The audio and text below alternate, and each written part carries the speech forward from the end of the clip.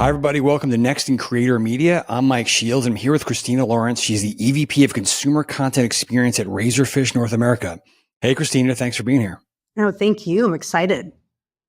Excited as well. I want to ask you, when it comes to this creator space, there's been a lot of talk lately about a lot of the bigger creators are getting a little bit more organized, and YouTube is orienting its interface around the idea of seasons and franchises. And it's not new, but this seems like it's a bigger trend. Do you see this as a bigger trend going forward? And is this something that brands are paying attention to? Yeah. So I think what you're seeing, it's just a maturation of the space in general. And, like taking a step back, I think what we're talking about is really long form content. And that long form being a relative term, long form in this case. We're going to say long form, right? Like maybe not long form from, a decade ago would be different, what we perceive today. Yeah. 20 minutes or more. How about that? Yeah. And so long form creator content, it really is having a moment right now. And, what we're seeing is that there's this shift toward these more structured formats like the video podcast or these longer form episodic series. And you see this with creators like Mr. Beast and his success with YouTube, or Joe Rogan, who can sustain audience engagement. And that's a 2-hour podcast. I mean, that would be the ultimate long form example. And I think people in general are willing to invest this time now because it just feels deeper, more meaningful, and more engaging. And you have platforms like YouTube who have really doubled down, right, on this type of experience and these formats. And so, long story short, it's because creators today, like we say this often, they are the media networks. We used to say the media networks of tomorrow. No, they're the media networks of today. Creators are and influencers are media networks. That means that you're able to reach that mass engagement. And now brands are seeing them, as they should, as really marketing vehicles, right? To tap into highly engaged audiences. Because, and if I'm rambling, please tell me, but it's not about these. It's a podcast. We can go 2 hours. Right. So it's not about one-off campaigns anymore, right? It's an opportunity for brands to integrate into these long-form content initiatives in a way that feels smarter and more organic. Think of it like a product placement or, the type of partnership that will allow them to align with a creator's entire production cycle, right? It's a symbiotic relationship. Yeah. So on that point, because I'm wondering about this, is it, generally speaking, in the creator world, whether we're talking about YouTube, TikTok, or whatever, it's not easy for a media buyer or a planner to wrap their head around it and buy it. Like there's so many places to go. There's a zillion places. Is this making it easier? Or are we talking only about like the top 20 creators that have these 20-minute shows and they're expensive, or is this organization helping you because buy and sell like a network, so to speak? Yeah, I think it's relatively new, and I think you're working with, at this point, it's creators that really have those established presences. You are approaching it though more like a partnership and more like you would I would say like a brand integration. So now, you're not doing that just within film or this is not just another place to buy GRPs or whatever. Exactly. In that case. Exactly. It really is about a brand finding a creator that they align with, really aligns with their brand purpose, their brand mission, their brand values. And then it's a relationship of trust, because again, you are giving up some control to that creator who knows best how to engage their audience, knows best how to make that content. So it is a different sort of partnership, but I think the value, it speaks for itself. Right. So just in the examples that I mentioned. Right. Yeah. You made me think of this. It's interesting. Historically, podcasts were niche, and then they started growing, becoming more mainstream. That was mostly treated, I think, as like a radio alternative or audio advertising Right. and the money. But, with the election and the attention we're seeing on how big YouTube has become for a podcast, is that changing? The dollars coming in a different way now? I mean, all I'm going to tell you is that I love podcasts and I love video podcasts. And I think a lot of people that we're probably talking to do now. And I would challenge you, when you hear about your favorite, your creator talking about some product that they're endorsing or using, and they normally, the good ones, will really integrate it into the content of their show, right? I mean, you remember it, don't you? Oh, yeah.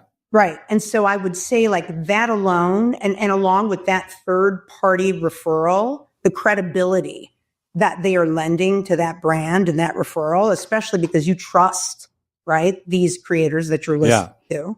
I think that we are talking about it's a whole new world and how we should be thinking about where we should be spending those media dollars, especially if, you are looking to reach niche audiences or just incredibly engaged audiences. Yeah. If that makes sense. Yeah. The people that are into those shows are really into it and they're religious really about it. into it. Yeah. Correct. Yep. And it should be a part of any marketing plan. Yeah. Yeah. On that note, sort of related, but you're seeing a lot of these top creators make their own, launch their own brands. And Beast is another example. He's got his Feastables, but there's a bunch of creators with candy and tons of makeup.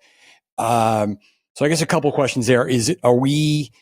Are you seeing, are a lot of your clients like, let's do a brand with so-and-so, or is that already becoming like saturated? Is there a bubble there? Like what's going on there? I don't think there's ever a bubble. I mean, there's always, that next group of like Gen Zers who are looking for the next fun viral thing. So I don't think bubble applies. Right.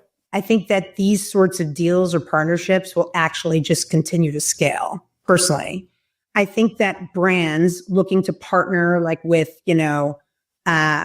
like a Charlie D'Amelio and her sister, like I believe it was Hollister. They're going to have like those sublines, perhaps, or those limited edition sort of products. I think you're going to see a lot of that. Then we're talking about, at the next level, it's like a Mr. Beast with his Feastables, or it's like Justin Bieber's wife, Hailey Bieber. I think it's her name. Like with Rhode Beauty. Like you're seeing them actually launch incredibly successful DTC brands. Right. Those are not one-off for short-term things. They're in the game. They're becoming marketers. Right. That's like they are becoming like they're business owners. They're like founders now, right? And so no, I don't think that the market is saturated. I think that we're going to continue to see that. And we're going to see the ones that succeed. It will be about authenticity, right? To like what they represent and what they do in real life. And these sorts of brands need to be deeply aligned with that creator's personal identity to take off. Right. Because it's about that audience trust and audience loyalty. You don't want to shoehorn stupid things that just are not appropriate for a creator. Correct. It doesn't make any sense. Correct. And I think there's a willing audience. There is a receptive audience, right, for these types of products. Right. Especially because the platforms themselves are even prioritizing, this type of social commerce activity, right? Okay. Speaking of social commerce, it's definitely had a moment. Like we were sort of waiting. I don't know if we're in a place where, Asia is yet, where we were always waiting for, okay, when is the US going to adopt this live shopping thing, the social commerce thing? It definitely seems to have making a lot of headway. But where is that? Like, how big is that in your mind? What patterns are you seeing? And then, obviously what the hell happens if TikTok goes away? Like the shopping behaviors that Asia leads the way, right? And particularly live shopping and social commerce. And although we have seen an uptick in the US markets, I still don't think that adoption is anywhere near what we're seeing, It's not like a lifestyle like it is. It is not a lifestyle, right? It's not a way of living quite yet. And not like it is in China. And like, for example, you have a platform like a TikTok. who really like, they evolved from simply being entertainment to really like their TikTok shops that they really, again, it's integral to the product. They try to make it to commerce, right? And that's through the in-app and the live shopping. You see Amazon as of late, you can do live shopping with, we actually just did a program with creators, right on Amazon's, product page for this brand. You're starting to see commerce features in all of the platforms. But I think one of the things is that we still have, compared to Asia, we have a fragmented social platform landscape. Yep. Maybe not for long, but maybe not for long, right? We just have a different consumer base that have different native behaviors. Yep. Right. And I think that this is all of the things that really are. That's why we're seeing a gradual uptake in the US. Nevertheless, I think that the integration of these shopping features is just going to continue. Yeah.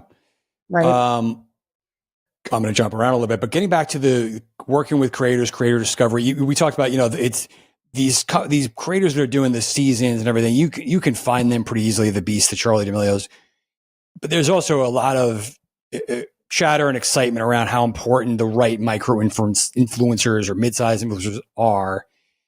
Have you figured out a way to find them that is, easy to just sort through and be confident? Is there a way? Are there just great metrics tools, or is it constantly just trying to find the right creator? What's that like for you right now? Yeah. So, micro influencers and those niche creators are so important. And especially when you think about having to work with these folks at large numbers, right? So that you can get into and really achieve contact with those key niche audiences. And so it's all about really being able to, make those brand connections with those niche audiences that you want to invite into the brand ecosystem. And so, we very much work with partners. We have tools.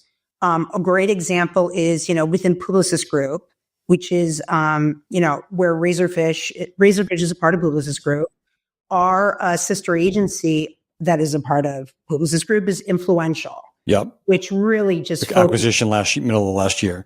Absolutely. And so they actually have access, their database of those mid-level to niche creators that really perform and that you can actually identify by key interests, by performance. So that's a big part of that value. They're not just like an influencer agency, that they really do have tools and data. And that is critical. And then also too, we have our own independent relationships with micro or niche influencers or creators that we can bring to bear.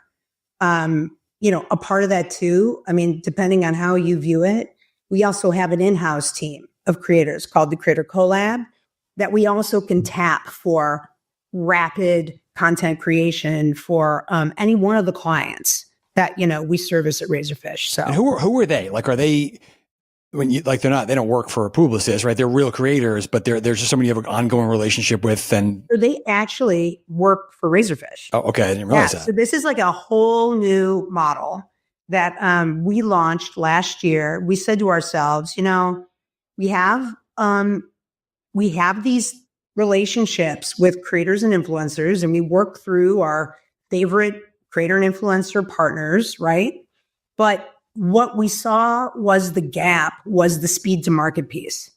There still takes that ramp up time. Yeah, well, everything we talked about today does not sound fast, or in general. It's not easy. Right. And yet we're living in a world where the internet, digital, it is at the speed of life. Yeah, brands have a lot of pressure and they got to move. Yeah. So we were thinking to ourselves, what would it take to actually bring on board like a stable of creators that, much like a studio model, we could leverage across the country for various brands that need to be in market now, right? And so we launched the Creator Collab. We have people that are employees, a part of our team, that we can deploy toward whatever client need against whatever objective on any of the social platforms. We're creating content that's right for whatever platform we need it for. And that has been hugely successful because it fills that gap between the content that we need today while we're working, let's say, with influential, right, on a longer term program. And like, do you have an example of like, what kind of people they were, what kind of followings they had, and then how they just came about? Yeah. So these are folks who, they were born digital. They've been doing this for a while. And I would like to say that they are very T-shaped. And what I mean by that is they bring to bear different sorts of skills. Like they might be, they have photography. Some have photography in their background. They are very skilled writers, but they also are able to do social strategy. They can do social editing, right? They can do social art direction. They really have these very broad backgrounds mixed with the ability to do, I would say, the strategy and the planning aspects, which makes them hybrid talent across the board. Yeah, that sounds pretty rare. It's very hard. It is, I'm going to tell you, it is very hard to find these folks. But when you do, there's all sorts of efficiencies that you gain because they almost become like these self-sustaining little pods that can do everything from the strategy and planning of what they're doing, the ideation, and then the creation. That's interesting. I need to check this out more because that is not something I would wonder over time, can you like burn them out, so to speak? If you use the same creator a bunch with a bunch of brands, I imagine you have to figure out a balance. We talk about this all the time, like things like, I work with very closely with our national head of production. Her name is Shannon. And we think about things like, oh God, face burnout, right? Like a brand, what if they keep seeing the same person? Right. They're going to want somebody new. Well, these are the different things we have to balance. Right. And so this is why we have to think about different ways we capture content. Maybe we're not always focusing on a person. Maybe we are really thinking about more of some sort of demonstration, the different types of content we can make. Yeah. Plus having multiple pods.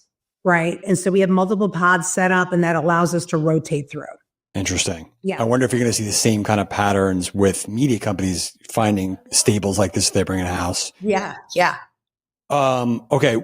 Jumping back a little bit, we got to talk about TikTok. We're talking in late January. No one really knows what's going to happen, but in your mind, I guess a couple of things. Do you see, I've seen debates on this whether TikTok is replaceable with Reels and YouTube Shorts. Are they all very similar in your mind in terms of audience and content? Are they very different? And could either of those guys kind of take over the commerce mantle if TikTok were to go away? These are all very hard question. These are all beautiful questions, and only the future can reveal. I mean, so I think an important distinction is that YouTube Shorts. Let's start there. Compared to like a TikTok versus Instagram, right? The data just shows that our youngest audiences, like our Gen Alphas, right, our iPad kids, that YouTube is their primary platform, right? That's what they're looking at on their iPad or their parents' phone, and this. Alongside other engagement platforms, like take a Roblox or a Fortnite would be like then second. But like I just saw some data that said 68% of Gen Alpha use YouTube and rank that platform as the coolest. I think that was just written about that's coming from, I believe, Ad Age. And we also have our own Gen Alpha studies that we're doing. So, I think that's an important distinction because that's where the kids are starting. Now, when it comes to YouTube, I think YouTube is with like Gen Z, they are spending the lion's share of their time there because they're consuming that longer form content. I think TikTok, though, really is that experience for that unique, like just scrollable, organic content, that is It's where not watching a 20-minute show. It's totally zoning out kind it's of. not built for that, right? It wasn't built for that. And you see that content being shared then on YouTube Shorts or on Instagram Reels. I think all the platforms are very different with very different goals. I think you started to see right before all of this hullabaloo, like TikTok was also investing in longer form content, right? And so I guess the future we'll have to wait and see what happens over the next, I think it's like 75 days. Yes. I believe. And counting. Okay. And counting. But I think that there will be moves by other platforms to try to make up the white space that is left if something goes awry, but we don't know yet. Right. Right. Yeah. And I also think that like TikTok's, influence on brand awareness and sales, that also has to be mentioned. But yeah, wait and see. Yeah. My 20-something cousin kind of ripped me for liking Reels. So I don't know what that says, but there seems to be an opening for somebody to try and grab that social commerce thing if they can do it. What about, this is a little bit of a left turn, but it could be related, is what I keep hearing Pinterest is having a moment, not that it ever went away, but in terms of creators breaking out maybe, and the platform getting better about facilitating shopping. It's hard to summarize. What's the latest on Pinterest in the creator world? Sure. I mean, when it comes to Pinterest is this amazing platform that fuels discovery, right? It's like a search engine of itself. We talk about TikTok being Gen Z search, Pinterest as well, especially for shopping, right? And I know that like brands have had great success partnering with creators on Pinterest because they're almost like this massive affiliate army, right? With all the pinning products. That's interesting. Think about it as like it's essentially like your catalog of products, right? All, represented through these different creators' lenses and really driving clicks to purchase. And so you saw that, their partnership with Shopify. Yes. Shopify. Very different. Very different. I mean, really reaffirms they're doubling down in social commerce and really leveraging their community, for these types of searchable catalog type activations from top brands. And, I think that we're going to see more and more of this. This is obviously an area of focus for them. And then they have their Pinterest Creator Fund, right? And so that, again, is in partnership with Shopify and really aimed toward bringing in diverse voices, including, business owners, right, into more of this creator mindset, training them how to be creators for the platform. Right. Which is not always a natural. That's interesting. Yeah. Last thing, Cristina, what's missing in your life? Not broadly, but like in terms of this pursuit of trying to master the creator media world for your brands. Like, are you lacking in third-party measurement? Is the fragmentation tying things together? Like, what's missing that could really help you and your partners? I think that the fragmentation piece and being able to really show that full connection from discovery all the way through purchase. Yeah. That is always like the holy grail. Sure. And there are different techniques or ways that you can try to piece that story together, but there's often not a complete way. Yeah. Especially knowing that any brand at any time is a part of their overarching marketing, like that is the marketing mix. They are likely working with different creators and different influencers that live on multiple platforms. And so being able to bring all of that together and then really demonstrate like that single, like, tell me, what have we sold? Right? Right. A lot of that still is some detective work. It takes some detective work to piece it all together. But I think we're getting there. You know, the master magic dashboard is not there yet, but that's where we love to go. Not yet, but this is what, there's always some good work to do. That's what makes what we do fun. Absolutely. Well, Cristina, awesome conversation. Thanks so much for your time here. Let's chat again down the road. For sure. And great meeting you. Yep. Same. Talk soon. Thank you.